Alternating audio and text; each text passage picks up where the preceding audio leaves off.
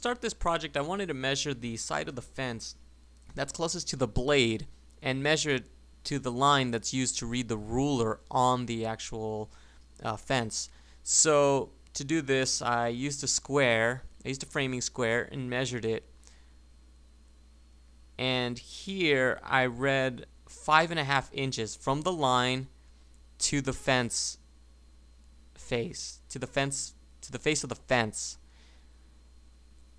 And what I'm going to do with this is I'll be able to transfer that line 5.5 inches from the blade onto the cast iron top. So you can see here that I took my framing square and from the blade, the inside of the blade, I moved over 5.5 inches and I drew a line. I marked a line.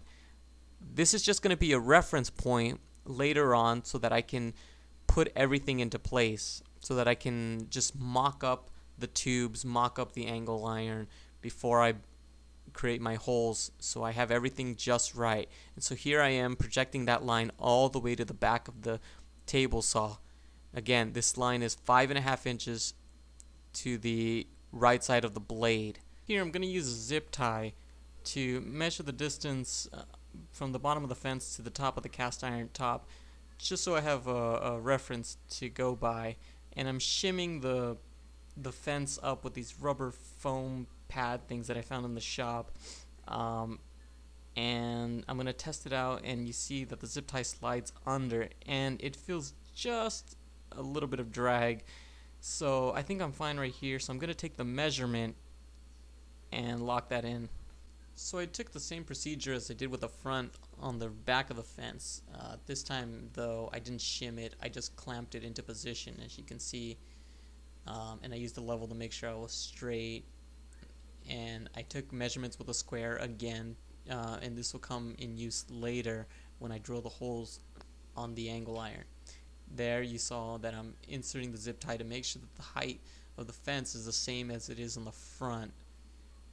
So I want to do one last check on the fence and make sure everything's lined up. So I put the fence up against the blade, and then I made sure it was flat up again so I have my 0 reference. And here you can see that my ruler is on 0, so I'm good to go in that aspect.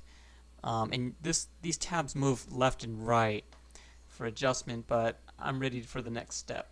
So I need to check that the length from the edge of the cast iron on the table saw to the edge of the angle iron on both the front and rear rails are the exact same. And I need to do this before I add my mounting holes.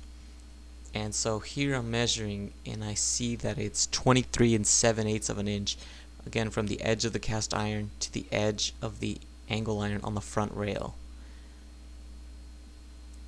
And I'm double checking, and I'm going to do the same process on the back. And they have to be the exact same length.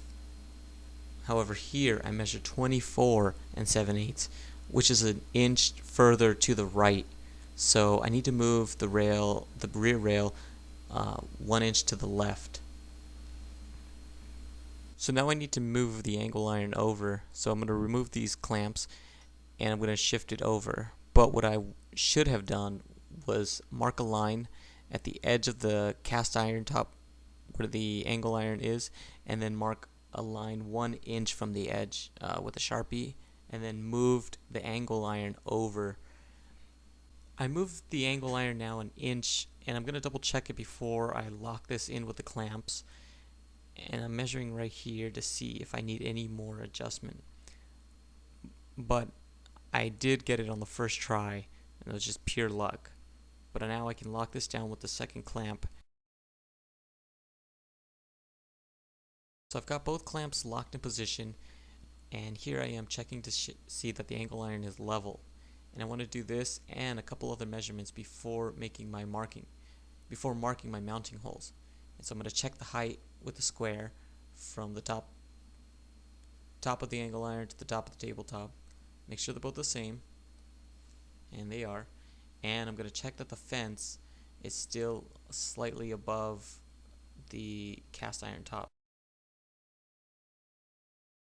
So after I mocked up the angle iron onto the front and the back of the tabletop on the table saw I took measurements, and what I ended up with is 0.690 inches from the top of the table saw to the top of the angle iron on the rear of the table saw. This is on the back side. Next, I measured from the top of the table saw to the center line of the holes that are already existing on the table saw, and I got 1.0965 inches. This is the same for the front. So when we see the table saw, you can see right here is the hole that I'm talking about. Now if we go back and take a look at the drawings on the front, you can see that the center line hole to the top of the table saw is the same, 1.0965 inches. And so I'm going to leave this showing for a little bit so you guys can see the measurements that I got, and hopefully they'll help you guys. But I don't know how much of a difference it makes from the different Craftsman 113 table saws. Now that we're ready to drill these holes, I wanted to make the holes slightly oversized, and we're using a 5/16 bolt, so I want to go one size over on the drill bit, and that's what I have in here.